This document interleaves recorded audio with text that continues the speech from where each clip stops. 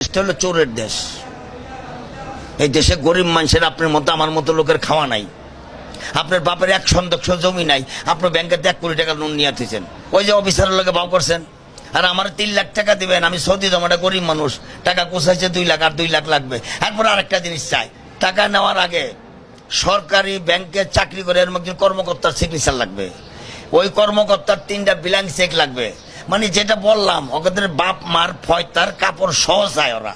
এটা তো দেশের কালচার না ভাই। 3 লাখ টাকা আপনি এত কিছু চাচ্ছেন, অযথা আপনি একজন মিডিয়ার লোক, আপনি হ্যালো লোক আছে, একজনের প্রধানমন্ত্রীর লোক, আপনি চাইলে ভুয়া কাগজ দাবল করে হাজার হাজার কোটি টাকা নিয়ে যাচ্ছেন। আর আমার 3 লাখ টাকা দিবেন, পৃথিবীর সব কাগজ আপনার দেখাইতে হবে। টাকা নেওয়ার আগে 12,000 নিয়ে যাচ্ছেন।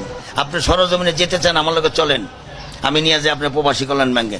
3 লাখ টাকা আনতে যা চাইবো, আপনি ওখান থেকে নিজের গালে নিজে জুতা দিয়ে বেরিয়ে আসবেন। বলে আর জীবনের টাকার লেগে এখানে আসবো না, ভিক্ষা করবো মানুষের কাছে। এটা সেই বাংলাদেশ। পাই নাই না, শুধু ও যা চায় হইনাই তো আমি স্টক করছি। চাবো কি? চাওয়ার আগেই তো নিয়ে যাচ্ছে 12,000। এই ভরম, ওই ভরম, এই ভরম, ওই ভরম।